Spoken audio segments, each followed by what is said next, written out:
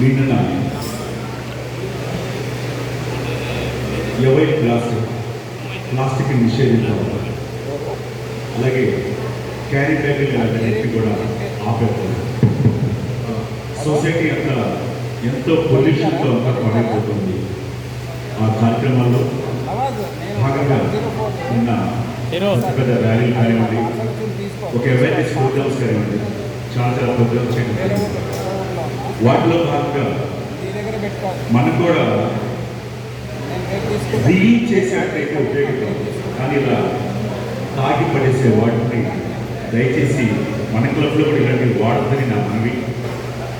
ఇక్కడి నుంచి ఒక క్యాన్తో తెచ్చుకున్నా కానీ స్టీల్ గ్లాస్ అలాంటివి పెట్టి వాటిని వాడితే రీయూజ్ చేస్తూ ఉంటే బాగుంటుంది. కానీ దయచేసి ప్లాస్టిక్ని అవాయిడ్ చేద్దాం, క్యారీ బ్యాగ్ లాంటివి వాడదాం. విషయానికి వద్దాం. ఈ రోజుల్లో క్యారీ బ్యాగ్స్ ఎక్కడ పడితే అక్కడ గుట్టలు గుట్టలుగా కొండల్లో, ఎడారుల్లో, సముద్రంలో, ఎక్కడో ఎన్నెన్నో కాలువలో కానివ్వండి, మన ఇంట్లో కానివ్వండి, చెత్త చెదారం పెరిగిపోయి అంత పొల్యూట్ అయిపోతుంది. ఇలాంటి పొల్యూషన్లో మనం బ్రతుకుతున్నామంటే మున్ముందు తరాలకి ఈ సమాజానికి మనం ఏమనిపిస్తున్నాం, మన తర్వాత సమాజం ఏమైపోతుంది, వీటి వల్ల ఎంత సృష్టి ఎంత లాస్ అయిపోతుందని దాని మీద ఒక చిన్న గీతం మీ ముందు చదువుతాను. పెద్ద ప్లాస్టిక్ మహమ్మారి ప్రగతిలో పెడదారి, సమాజము తీరు మారి పతనమౌను దిగజారి. ప్లాస్టిక్ మహమ్మారి ప్రగతిలో పెడదారి, ప్లాస్టిక్ మహమ్మారి ప్రగతిలో పెడదారి, సమాజము తీరు మారి పతనమౌను దిగజారి, సమాజము తీరు మారి పతనమౌను దిగజారి. కాఫీకి గ్లాసుగా, టిఫినీకి ప్లేటుగా, కూరలకి బ్యాగుగా, అన్నానికి కష్టంగా, కాఫీకి గ్లాసుగా. చూడండి, చాలా లేస్తే మనం ఎక్కడికి వెళ్ళేమండి, ఏ వాటర్ తాగాలన్నా, ఏ తాగలన్నా, కాఫీ గ్లాసు, టీ గ్లాసు, ప్రతి చోట కూరలు వేడి వేడి హాట్గా అలాంటి కూరలు మన ప్యాకెట్ చేసి సాంబార్ ప్యాకెట్ కట్టిస్తారంటే ఎంత పొల్యూట్ అయిపోతుంది. దానివల్ల ఆ వేడి వేడి కావడం వల్ల క్యాన్సర్ రోగాన్ని మనం ఇన్ఫెక్ట్ చేస్తున్నాం.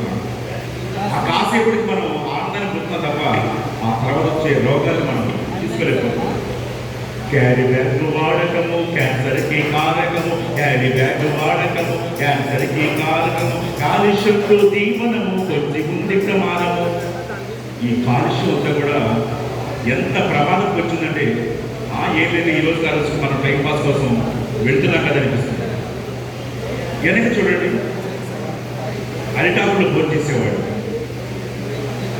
మన తరాలు, మా తరాలు, మా చిన్న చిన్న తరాలు కూడా తామరాకులు పూలు పెట్టి మొక్కలు కట్టేవాడు.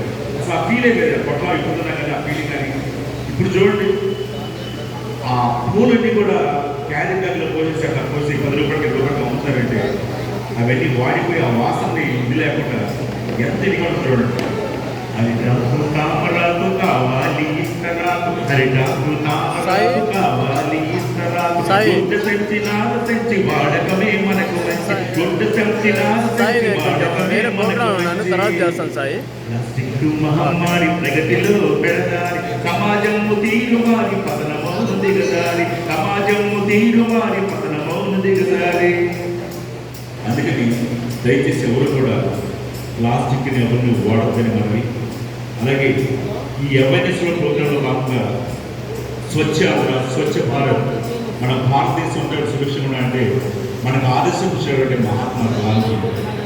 ఆ గాంధీ విజయవాడ కాంగ్రెస్ సభలకు వచ్చినప్పుడు స్వయంగా ఆయనే ఆయుష్ సరిగా లేకపోతే ఆయనే చీపురు పట్టు ఊడ్చారంటే అంత ఫాదర్ ఆఫ్ ద నేషన్, అలాంటి గొప్ప వ్యక్తి అట్లాంటి పనిచేశాడంటే మరి మనలాంటి వాళ్ళు అతన్ని ఆదర్శంగా తీసుకుని మనం ఎలా ఉండాలో ఆలోచించాం.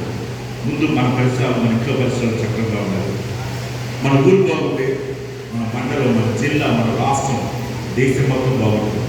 ప్రపంచం అంతా సురక్షితంగా ఉంటేనే ఈ సురక్షాల ఇష్టం అంతా కూడా ప్రతి ఒక్కరు కూడా చాలా సంతోషంగా ఉంటారు. దయచేసి ఈ అవకాశం ఇచ్చేటువంటి ప్రత్యేకత థ్యాంక్ యూ. మొదటి